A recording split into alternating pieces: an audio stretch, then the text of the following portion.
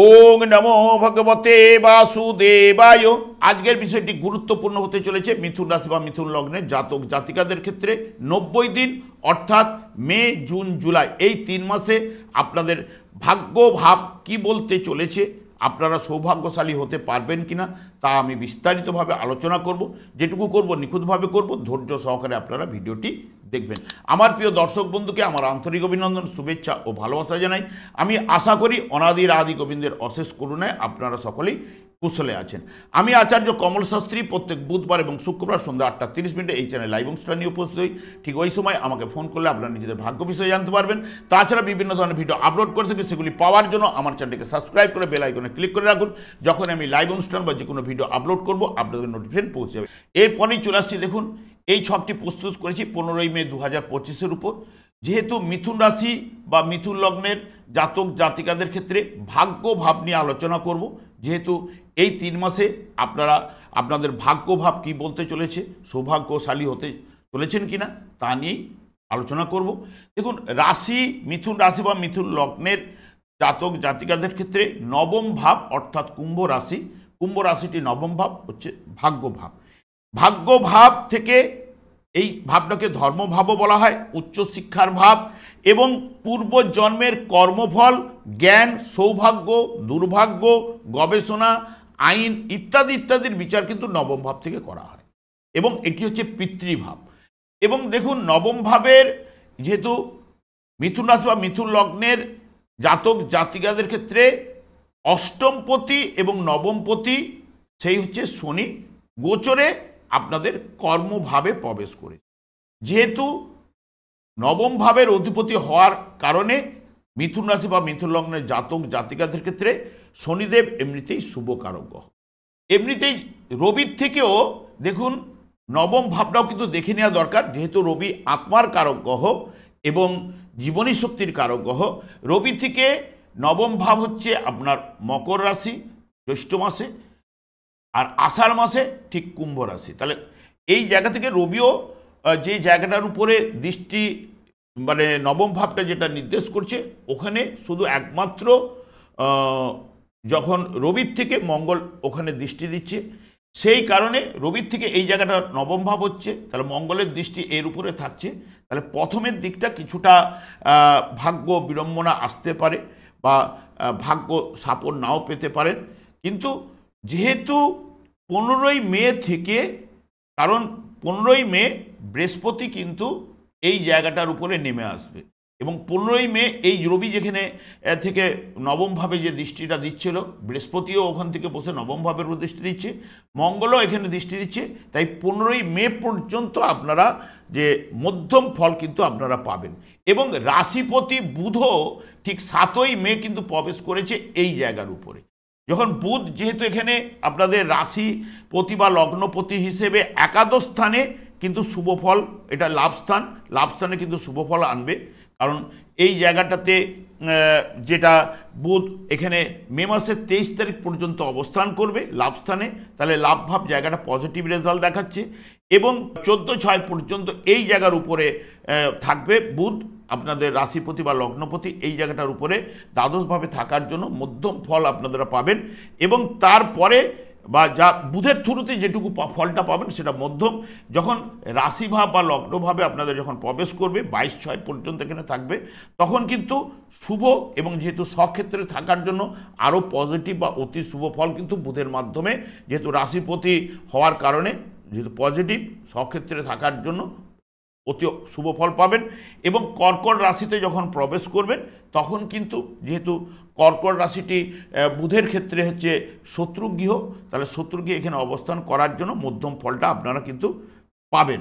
এবং এখানে যেই না 15ই মে বৃহস্পতি প্রবেশ করার সঙ্গে তখন নবম ভাবের উপর কিন্তু দৃষ্টি দেবে। বৃহস্পতিও থেকে নবম ভাবটা দেখা দরকার, কারণ বৃহস্পতি আপনাদের যেহেতু রাশিভাব বা লগ্নভাবে বসার সঙ্গে সঙ্গে পঞ্চম ভাবের উপরে দৃষ্টি দেবে এবং এই জায়গাটার উপরে দৃষ্টি দেবে নবম ভাবের উপরে। যেই দুটো ভাবের উপরে দৃষ্টি দেবে আপনাদের ক্ষেত্রে, সেটা কিন্তু যেহেতু রাশি বা লগ্নতে ঢোকার জন্য এটা কোণপতি হওয়ার কারণে, এবং বৃহস্পতি যেহেতু কর্মপতি এবং রাশিভাবে প্রবেশ করছে, সেই কারণে এখানে বৃহস্পতিও কিন্তু জন্মকালীন যদি শুভ থাকলে অতি শুভ ফল কিন্তু আনবেই।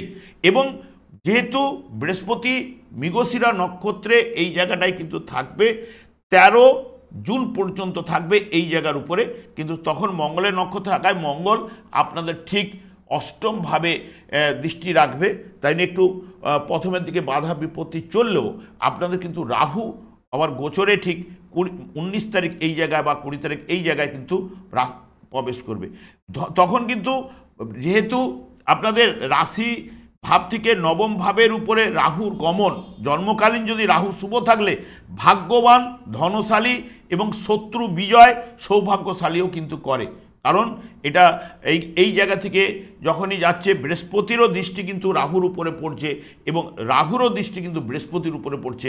রাহু যেহেতু ভোগ, লোভ, লালসা ইত্যাদি ইত্যাদি, এবং রাহু এই জায়গাটায় বসে ঠিক 14ই জুন থেকে প্রবেশ করবে, কিন্তু এমনিতেই এখানে পূর্ব ভাদ্রপদ নক্ষত্রে বৃহস্পতির নক্ষত্রে অবস্থান করবে এবং সবথেকে বিশেষ করে বৃহস্পতিও 14ই জুনের পর থেকে রাহুর নক্ষত্রে আদ্রা নক্ষত্রে গমন করে, যে নক্ষত্র বিনিময়, দৃষ্টি বিনিময় 1 থেকে 9-এর যে কম্বিনেশন, এটা কিন্তু আপনাদের ক্ষেত্রে সৌভাগ্যশালী জুন মাস থেকে অতি অবশ্যই স্ট্রং বা অতি শুভ ফলগুলো কিন্তু আনবে।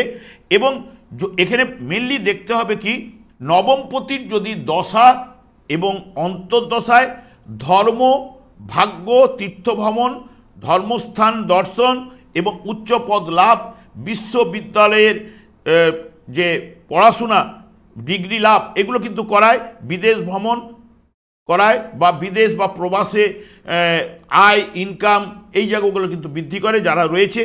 জন্মকালীন নবম ভাবের অধিপতি গ্রহ যদি নিচস্থ এবং বলহীন, দুস্থানে এবং দুর্বল যদি থাকে, তাহলে অশান্তি এবং ভাগ্য বিপর্যয় ঘটাতে পারে। এবং পাপক গ্রহ বিরুদ্ধ হয়ে যদি নবমভাবে থাকলে তাদের দশা অন্তর্দশাতেও কিন্তু বিড়ম্বনা ঘটাতে পারে। কিন্তু নবমভাবে যখন রাহু জন্মকালীন এমনিতে ন্যাচারাল অশুভকারক গ্রহ এই জায়গায় প্রবেশ করছে, কিন্তু বৃহস্পতির নক্ষত্রে থাকায়, শুভ নক্ষত্রে থাকায় এবং বৃহস্পতিও রাহুর নক্ষত্রে এই যে যোগটা সৃষ্টি করবে, এই যোগটা কিন্তু আপনাদের ক্ষেত্রে ভালো আনবে। তবে নবম ভাবের অধিপতি গ্রহ যেহেতু শনি দশমভাবে অবস্থান করার কারণে, শনির দশা যদি অন্তর্দশা যার চলবে, আর্থিক লাভ ও উন্নতি, সম্পদ বৃদ্ধি, কর্মলাভ, পদোন্নতি, কর্মলাভের যোগ, হঠাৎ অর্থপ্রাপ্তির যোগ, লটারির যোগ ইত্যাদি ইত্যাদি কিন্তু শনিদেব কিন্তু আনবেই। শনিদেবের দশা অন্তর্দশা, কারণ শনিদেব হচ্ছে কর্মফলদাতা এবং দণ্ডদাতা, ভগবান বা ভাগ্য বিধাতা, সেই মতো জন্মকালীন সবাইকে কিন্তু শনিদেবকে সেই মতো পোস্টিং করে। আপনি জীবনে কতটা সৌভাগ্য পাবেন বা দুর্ভাগ্য পাবেন কিনা, উনি যেহেতু দণ্ডদাতা বা কর্মফলদাতা, সেই মতো পোস্টিং করায়। যাদের জন্মকালীন যদি শনিদেব ভালো থাকলে তারা কিন্তু অতি অবশ্যই দেখবেন সৌভাগ্যশালী কিন্তু হবার জায়গাটা কিন্তু আনবেই। কারণ বৃহস্পতি এই জায়গায় 15ই মে থেকে 1 বছর এই জায়গায় থাকবে। এই বৃহস্পতির হয়তো এই জায়গাটা মিথুন রাশি বা মিথুন লগ্নের ক্ষেত্রে জায়গাটাই হচ্ছে বৃহস্পতির ক্ষেত্রে শত্রুগৃহ হলেও, কিন্তু যেহেতু ন্যাচারাল শুভকারক গ্রহ এই জায়গায় প্রবেশ করলে, যেহেতু কোনভাবে বা রাশিভাব বা লগ্নভাবে যেই না প্রবেশ করছে, পঞ্চম ভাব নবম ভাবের উপর দৃষ্টি থাকার কারণে সৌভাগ্যশালী কিন্তু বৃহস্পতি কিন্তু করবেই। কারণ বৃহস্পতির দশা অন্তর্দশা যদি চলে, কারণ যেহেতু বৃহস্পতি ওখানে দৃষ্টি দিচ্ছে, রাহুও যেহেতু এই জায়গাটাতে কিন্তু শুভ ফল প্রদান করে থাকে, কারণ যেহেতু এই জায়গা থেকে তুঙ্গক্ষেত্র থেকে ওই জায়গায় কিন্তু যেহেতু নবমভাবে গ্রহণ করেছে রাহুর, এটা তুঙ্গস্থ স্থান মিথুন রাশি বা মিথুন লগ্ন, সেই জায়গা থেকে যেহেতু এই জায়গাটায় মানে গোচরে আসছে, রাহুও কিন্তু যদি জন্মকালীন পাপগ্রহ হলেও জন্মকালীন যদি শুভ থাকলে এই জায়গা থেকে কিন্তু শুভ ফল কিন্তু আনবে। ঠিক 6/6-এর পর থেকে আপনাদের পজিটিভ রেজাল্টগুলো বেশি আসবে। তবে মে মাসের 15 তারিখ থেকে আপনারা মধ্যম বা কারো কারো ক্ষেত্রে অতি উত্তম ফল কিন্তু আপনারা অতি অবশ্যই পাবেন। কারণ এখানে শনি যেহেতু নিজে নবমপতি হয়ে যেহেতু কর্মস্থানে থাকা, যাদের দশা অন্তর্দশা চলবে তারা পজিটিভ রেজাল্ট পাবেন। এবং যাদের শনিদেব যদি দুস্থানে বা নিচস্থ, দুর্বল বা পীড়িত হলে জন্মকালীন, তাদের দশা অন্তর্দশা চললে সৌভাগ্যের বদলে দুর্ভাগ্য, ভাগ্য বিড়ম্বনাই কিন্তু আনবে। শনিদেব উচ্চশিক্ষায় জায়গায় কিন্তু সাফল্য অতি অবশ্যই আনবে এবং ব্যবসা বাণিজ্যে শ্রীবৃদ্ধি অতি অবশ্যই কিন্তু ঘটাবেই। চাকুরিতে প্রমোশন, ট্রান্সফার, পদোন্নতি ঘটাবেই, কর্মলাভের যোগ আনবে। কারণ দশম স্থানে জায়গাটায় গোচরে যখন প্রবেশ করেছে এবং দশম ভাব হচ্ছে কর্মভাব, এবং সেই কারণে কর্মলাভ করাবেই। এবং প্রবাস যোগ, যারা বাইরে যেতে চাইছেন বিদেশ যোগের জায়গাটা দেবে, কারণ এই জায়গায় শনিদেব বসে আপনাদের দ্বাদশভাবে দৃষ্টি রয়েছে। যারা প্রবাসেও রয়েছে তাদের আয়, ইনকাম, আর্থিক উন্নতি, ভাগ্য জায়গাটা পজিটিভ রেজাল্ট আনবে এবং সম্পত্তি লাভ করাবেই, আর্থিক উন্নতি ঘটাবেই, মান সম্মান লাভ বৃদ্ধি ঘটবে, মর্যাদা বৃদ্ধি, ভাগ্য উন্নতি, সৌভাগ্যশালী অতি অবশ্যই আপনারা কিন্তু হবেন এই পিরিয়ডে একদম। যেহেতু আবার শনিদেবও যেহেতু নবমপতি হিসেবে দশম স্থানে গিয়ে যাচ্ছে, লগ্ন বা রাশিতে বৃহস্পতি অবস্থান করে, সেই বৃহস্পতি কিন্তু নবম স্থানের উপর দৃষ্টি, পঞ্চম ভাবের উপর দৃষ্টি, রাহুর উচ্চ ক্ষেত্র থেকে নবম স্থানে গিয়ে ওই জায়গা থেকে কিন্তু আবার পঞ্চম ভাব এবং রাশি ভাবের উপরে বা লগ্ন ভাবের উপরে দৃষ্টি। এই যোগটা কিন্তু খুব শুভ যোগ। এই যোগে কিন্তু আপনাদের ক্ষেত্রে অনেক সময় তীর্থে ভ্রমণ, যদি দশা অন্তর্দশা পারমিট করতে হবে তবেই, কারণ দেখবেন শনিদেবকে সেই মতো পোস্টিং করায়। এবং শনিদেব যদি শুভ থাকলে দেখবেন, যাদের জন্মকালীন শনিদেব শুভ থাকলে তারা 4 তলা থেকে 10 তলা বাড়ি, 4টে গাড়ি, 5টা গাড়ি ইত্যাদিতে তাদের উন্নতি। যারা দেখবেন যাদের বাড়ি রয়েছে তাদের সবগুলো পরীক্ষা করে দেখবেন শনিদেব জায়গাটা ভালো রয়েছে।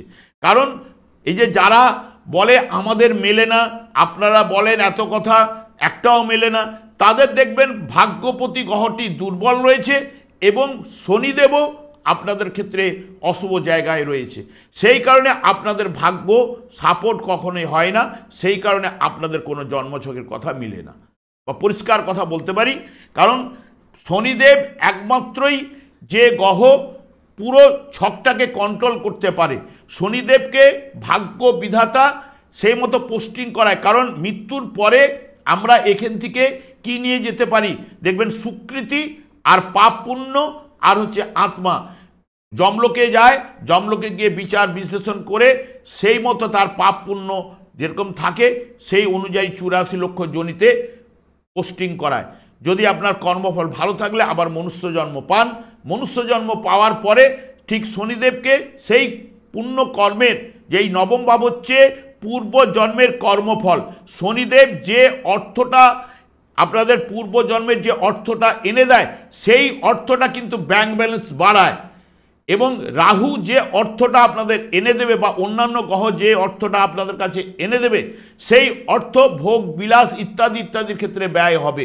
কারণ শনিদেব পূর্ব জন্মের অর্থ, সঞ্চিত অর্থ জমাবেই। সেই পূর্ব জন্মের কর্মফলের যে অর্থ বা অর্থই হোক বা উন্নতির জায়গায় হোক সেই কিন্তু দেবে। সেই কারণে শনিদেবকে সন্তুষ্ট রাখার চেষ্টা করুন।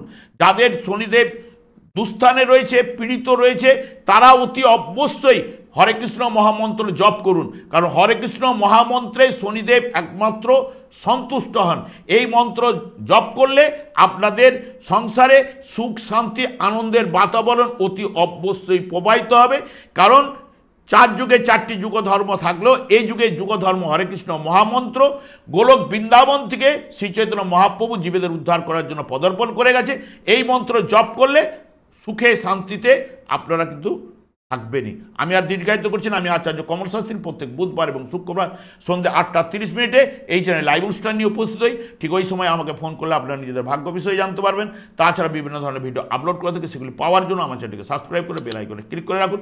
যখন আমি লাইভ অনুষ্ঠান বা যে কোনো ভিডিও আপলোড করবো আপনার নোটিফিকেশন পৌঁছে। আমি অনাদির আদি গোবিন্দের কাছে প্রার্থনা করি আপনারা ভালো থাকুন, সুস্থ থাকুন, আনন্দ থাকুন। আজ এই পর্যন্ত, পরের ভিডিওতে দেখা হচ্ছে। নমস্কার।